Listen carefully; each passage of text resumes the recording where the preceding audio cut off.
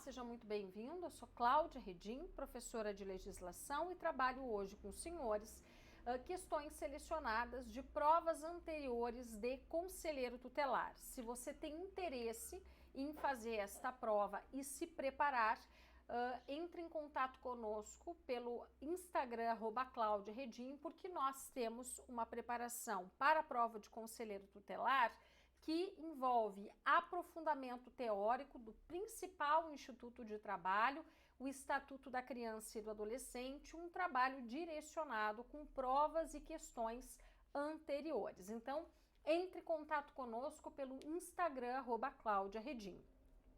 E antes de começar a resolver as questões, quero lhe fazer ainda um outro convite para você se inscrever no nosso canal, porque nós temos aqui um conteúdo direcionado para concursos públicos e para a prova de conselheiro tutelar. Dito isso, vamos para as nossas questões. Questão número 1. Conforme previsto na Lei 8.069, é dever da família, da comunidade, da sociedade em geral e do poder público assegurar com absoluta prioridade a efetivação dos direitos à vida, saúde, alimentação, educação, esporte, lazer, profissionalização, cultura, dignidade, respeito, liberdade, convivência familiar e comunitária.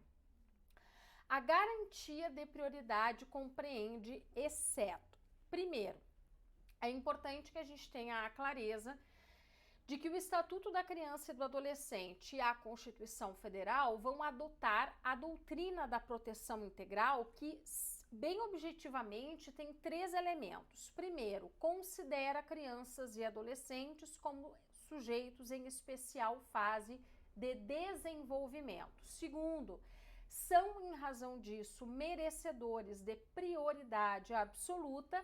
E terceiro, terão uma proteção integral dispensada pelo Estado brasileiro e pela lei. E o artigo 4º, parágrafo único do Estatuto da Criança e do Adolescente vai nos dizer a compreensão desta prioridade absoluta. Primazia de receber proteção e socorro em quaisquer circunstâncias, correto.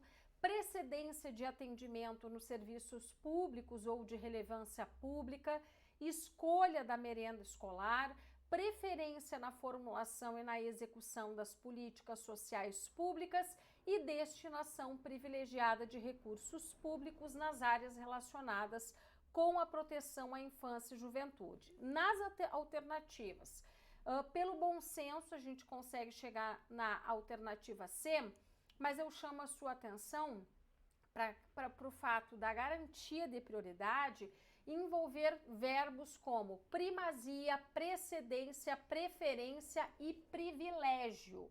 Vejam que são todos verbos que nos remetem à ideia de colocar crianças e adolescentes em primeiro lugar, a única e incorreta letra C. Questão número 2. O direito à liberdade compreende, dentre outros, os seguintes aspectos, exceto.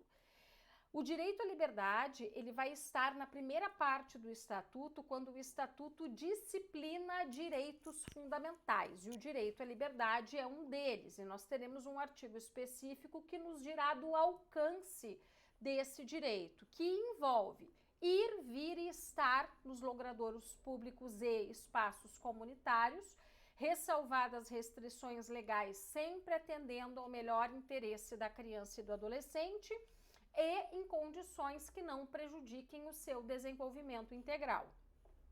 Opinião e expressão, brincar, praticar esportes e divertir-se, participar da vida familiar e comunitária e cuidado, não é quando lhe for permitido, tanto que nós temos um princípio do fortalecimento dos vínculos familiares e comunitários. É participar da vida familiar e comunitária sem qualquer tipo de discriminação. É essa a expressão utilizada pelo Estatuto. E participar da vida política na forma da lei, questão número 2, alternativa incorreta, letra D. Questão número 3. A guarda obriga a prestação da assistência material, moral e educacional à criança ou adolescente, conferindo a seu detentor o direito de opor-se a terceiros, inclusive aos pais. Assim, é incorreto afirmar. Nós temos 3 modalidades de inserção de crianças e adolescentes em família substituta: guarda, tutela e adoção. A guarda vai obrigar a prestação da assistência material, moral e educacional. Vai atribuir à criança e ao adolescente a condição de dependente, inclusive para fins previdenciários. Mas a guarda, né, embora nós tenhamos a figura do guardião com todas essas obrigações, ela não vai impedir o direito de visitação por parte dos pais biológicos e não vai afastar a obrigação alimentar. Letra A. A guarda destina-se a regularizar a posse de fato, correto? Podendo ser deferida liminar no início de um processo ou incidentalmente em sede de outro processo, em procedimentos de tutela e adoção, exceto no de adoção por estrangeiros. Excepcionalmente, deferir-se-á a guarda fora dos casos de tutela e adoção para atender a situações peculiares ou suprir a falta eventual dos pais ou responsável, podendo ser deferido o direito de representação para a prática de determinados atos. Está correto? A guarda confere à criança e ao adolescente a condição de dependente para todos os fins e de efeitos de direito, inclusive previdenciários, correto?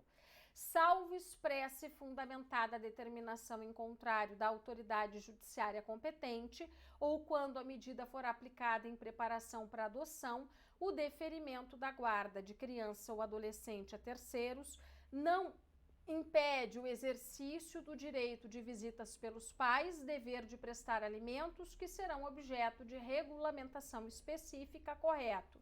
E cuidado, a letra E é uma modulação da letra C.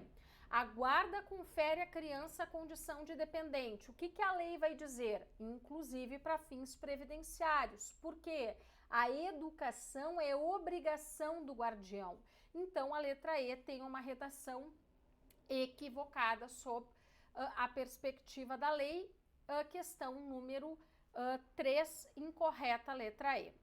Questão número 4, outra forma de inserção de criança e adolescente em família substituta. O adotante há de ser pelo menos quantos anos mais velho que o adotando? Primeiro, o adotante precisa ter 18 anos e ser ainda 16 anos mais velho que o adotando, segundo o Estatuto, letra D. E a nossa última questão: a falta ou a carência de recursos materiais não constitui motivo suficiente para.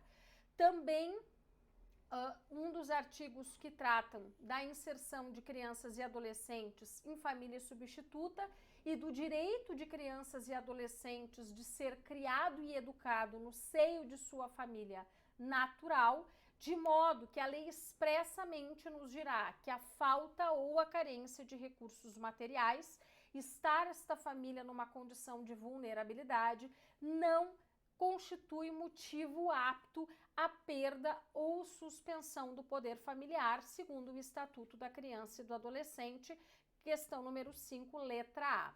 Abaixo nós temos o nosso gabarito com o fundamento de cada uma destas questões. Sugiro que você realize o simulado sem consulta, assista o nosso vídeo de correção e retome a leitura destes artigos. Se você tem interesse em receber este material em PDF, entre em contato comigo lá pelo Instagram, @ClaudiaRedim. Eu agradeço a sua companhia e te aguardo no próximo vídeo.